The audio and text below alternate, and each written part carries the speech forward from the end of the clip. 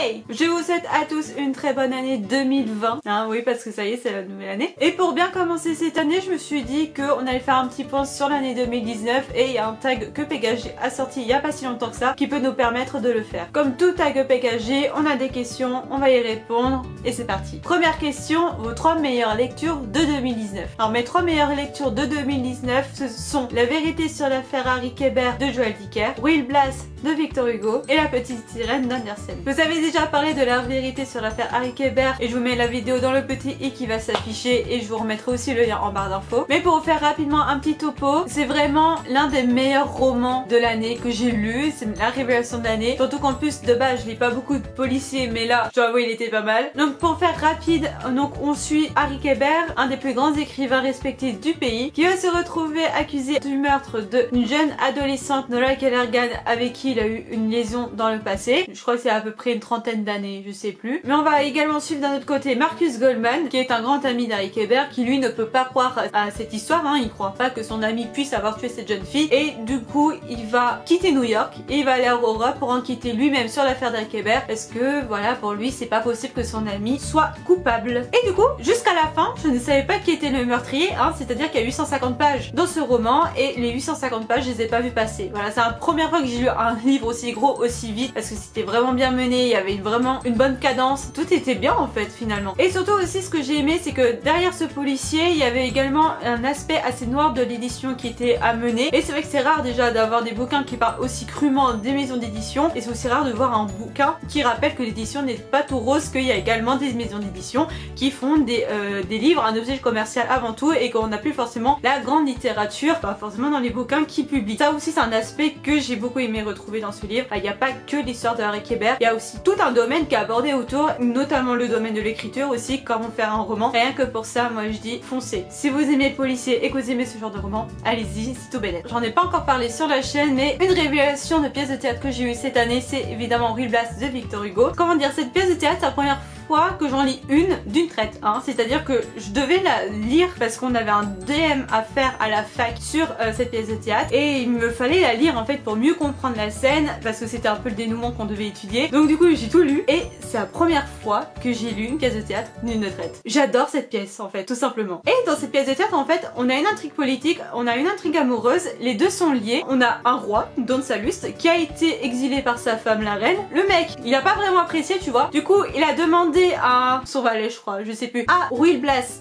de se repasser pour Don César pour séduire la reine. Évidemment entre politique et sentiment il va se passer un petit truc et du coup Will Blass au bout d'un moment il va être entre est-ce que il faut que j'aille saler mes sentiments pour la reine ou alors est-ce que je dois combattre la corruption en Espagne. Il y a un petit dilemme, que va-t-il se passer? Ça je vous laisse vous le découvrir. Moi ce que j'ai aimé c'est vraiment le mélange des tons, l'humour qu'il y avait. Il y avait énormément de rebondissements aussi dans mon souvenir. Enfin en fait vous lisez, vous tournez les pages. Un page turner comme on dit en anglais, tu vois. Franchement je sais pas quoi dire de plus sur cette pièce. Donc du coup on va passer à La petite sirène d'Andersen. Donc La petite sirène, je pense que tout le monde connaît, hein. Au bout d'un moment j'ai pas besoin de faire un résumé. Tout le monde connaît cette petite sirène qui veut devenir humaine parce que non seulement elle aime bien le monde des humains mais en plus elle tombe amoureuse d'un humain, donc évidemment elle veut juste se débarrasser de ses nageoires, mais en même temps la redécouvrir sous la plume d'Andersen c'est juste poétique, j'ai pas d'autres mots. Franchement les contes c'est très bien de les voir sous la format Disney, c'est très bien, hein, je dis pas le contraire, mais quand vous les lisez, surtout qu'Andersen, enfin c'est quand même un génie le mec, c'est à dire que comment on peut dire, cette envie d'émancipation des jeunes filles, le poids qu'on a quand on grandit sur nous qui est très bien symbolisé dans le livre. En fait j'ai envie de vous dire un truc, lisez ce conte. Si vous aimez déjà la version Disney, vous ne pouvez que lire ce conte. C'est vrai que la fin n'est pas la même, ça c'est sûr, elle est cruelle chez Andersen, mais si vous voulez vraiment des sentiments écrits justement avec toute une écriture poétique autour, je ne peux que vous encourager à lire La petite sirène d'Andersen. Question 2, vos 3 plus grandes déceptions de 2019. Et bah comment dire, on va commencer avec une très grande déception.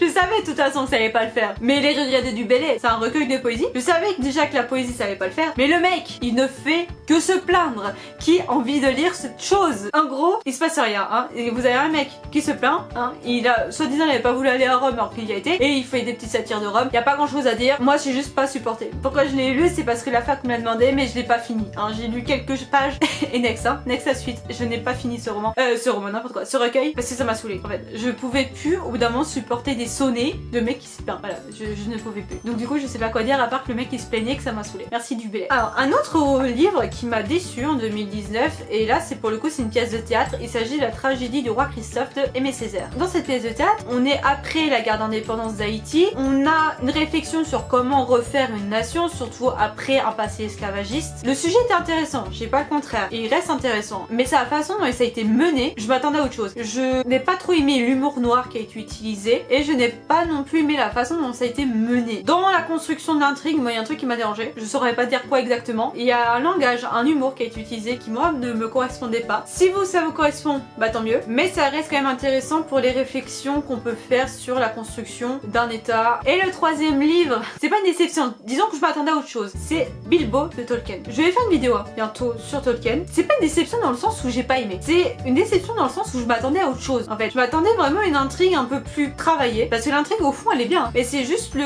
fait de lire un roman, lire une série d'aventures, moi ça m'a un peu bloqué. Je m'attendais vraiment à autre chose. Et là c'est pareil, je vous en reparlerai beaucoup plus en détail. Alors si vous voyez cette vidéo après que cette vidéo là soit sortie, je vous le mettrai dans le petit i. Ça va un peu mieux que le Seigneur des Anneaux parce que je continue d'ailleurs à le lire, mais franchement pour Bilbo je m'attendais quand même à autre chose. C'est pas une déception parce que j'ai quand même passé un bon moment à le lire, mais ce n'est pas à quoi je m'attendais. Question 3, le meilleur PKJ que vous avez lu. Bon, syntaxe PKJ, c'est normal quand on vous pose ce genre de questions. Moi le problème c'est que j'ai tellement fait une panne de lecture entre temps avec la fac que j'ai pas eu le temps de lire un PKJ, donc j'ai pas de livre à présenter pour cette question. Question 4, le premier livre lu en 2019. Là c'est pareil, c'était pour les cours, c'était Lancelot de Chrétien de Troyes. Et encore je crois que je l'ai pas fini, mais vu que je l'avais déjà lu, c'était pas vraiment un abandon, c'était juste je l'ai abandonné, pas par flemme, juste parce que j'ai fait une panne de lecture. La fac ça m'a saoulé. On va dire ça comme ça pour être clair. Question 5, le dernier livre lu en 2019. Le Seigneur des Anneaux de Tolkien, que j'ai pas encore terminé, ça c'est vrai, mais ça reste quand même le dernier livre que j'aurais ouvert en 2019. D'ailleurs cette question va avec la 6ème puisque on me demande l'auteur de l'année, et bah c'est Tolkien, hein, on va pas se mentir, c'est-à-dire que c'est un auteur que j'ai découvert via le film biopic qui a été fait. Ce film, il m'a emballé et m'a entraîné vers Bilbo, qui m'a entraîné vers le Seigneur des Anneaux, et tout ça m'a amené à même aller voir l'exposition de la BNF sur Tolkien. Me dire que c'est pas mon auteur de l'année, c'est pas possible. Ça reste un génie quand même, hein. Bon, je vous le dirai ça dans la vidéo sur Tolkien, même si le récit d'aventure c'est pas mon truc, on va pas se mentir, c'est pas mon truc, même si la fantasy c'est pas vraiment mon genre, il y a quand même des choses qui sont quand même très bien amenées chez Tolkien et que moi j'ai adoré. Question 7, le livre avec la plus belle couverture. Alors dans les livres que j'ai lus cette année, il n'y avait pas vraiment de couverture très folichonne, il n'y avait pas forcément de couverture très belle, mais j'ai acheté un livre, vraiment au départ c'est la couverture qui m'a attirée. Alors il s'agit des chroniques des 5 trônes, le tome 1 c'est Moitié d'âme, écrit par, oh putain, ça je vous laisserai le lire, Antel, mais oh, voilà, j'ose même pas le faire, et le livre ressemble à ça. Voilà, je vais essayer. Il y a des reflets dorés normalement, qui se voient plus là. La couverture, je la trouve magnifique. Et voilà, le truc est travaillé même sur la tranche du livre. Et même à l'intérieur, alors attendez, je vous cherche le truc là. Même à l'intérieur, vous avez des petits trônes qui sont passés au début des chapitres et vous avez même des petites cartes et tout. Alors je pense que ça se passe dans le nord, hein, on va pas se mentir, hein, ça a l'air d'être légèrement enneigé, hein, très légèrement. Ça m'a l'air d'être de la fantasy, j'ose pas regarder trop la 5ème de couverture parce que j'ai pas trop envie de me spoiler. Enfin, j'ai lu la 5ème de couverture quand je l'ai acheté, mais j'ai vraiment pas envie de me spoiler, j'ai tout simplement envie de me plonger dedans. Et je pense que ça va pas tarder parce que vraiment ça me tente. Question 8, une saga terminée. Je vous jure que la semaine prochaine vous l'avez cette vidéo. Il s'agit de D'encre de verre et d'acier de Gwendoline Clark publié chez Lumen. Franchement cette saga je l'ai adorée. Question 9, la maison d'édition la plus lue. Alors on va faire dans l'originalité. Il s'agit de l'édition Le Livre de Poche. Parce que j'ai pas beaucoup lu et le peu de livres que j'ai lu c'était souvent en poche et c'était souvent dans cette édition là. Question 10, le livre dont tout le monde parlait, que vous l'ayez lu ou non. Le livre, on va même la saga que j'ai vu de partout passer cette année. Il s'agit de La Faucheuse. Je sais pas qui l'a écrit d'ailleurs, je vous mettrai la couverture de toute façon à côté. Cette saga là, sur Instagram, sur YouTube, sur Twitter, sur Facebook, où vous voulez, j'en ai entendu parler. Je sais pas toi ça parle. Enfin si, je crois qu'il y a une histoire de faucheur qui choisit qui meurt pas. Question 11. Le meilleur souvenir lié au livre. Là encore ça va être lié à Tolkien. Je vous explique ça. En fait, il faut savoir que ma fac est juste à côté d'un Gibert. Donc c'est à dire que la Sorbonne, on va pas se mentir, je suis à la Sorbonne, est à côté d'un Gibert et que souvent avec des potes on va à Gibert. Et là j'étais avec une amie hein, avec qui on avait envie de découvrir le Seigneur des Anneaux après avoir été à l'expo et on s'est rendu à l'étage de fantasy. On était en train de regarder les livres, on parlait du Seigneur des Anneaux Et là il y a une dame qui commence à nous accoster, qui elle est fan de fantasy médiévale, qui est fan de Tolkien et de Robin Hood. Et pourquoi c'est un de mes meilleurs souvenirs? Parce que j'ai adoré en fait trouver des gens avec qui on pouvait parler de livres dans une librairie. Pas un mec qui est là pour te vendre des livres, donc c'est à dire qu'elle est juste là pour partager sa passion, puisque c'était une cliente comme nous. Et en fait on s'est facilement laissé tenter pour lire Le Seigneur des Anneaux, elle nous l'a vachement bien rendu. Mais j'ai bien aimé cet échange en fait qu'on a pu avoir avec les livres. J'avais l'impression d'être un peu en réunion littéraire et c'était vachement cool. Question 12, le livre que vous aviez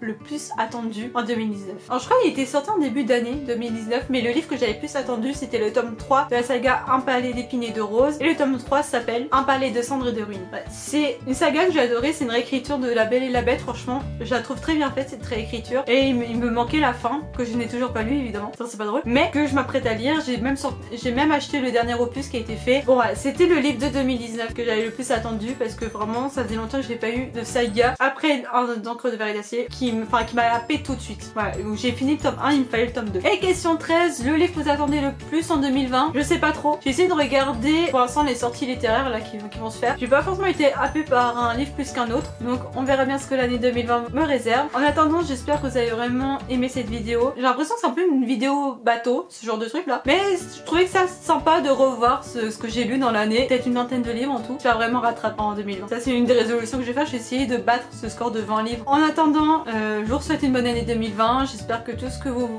voulez entreprendre en 2020, bah, vous allez réussir. Profitez bien de cette année, j'espère que si vous n'avez pas passé une très bonne année 2019, que l'année 2020 sera beaucoup mieux. Et moi je vous dis à la prochaine. Tchuss!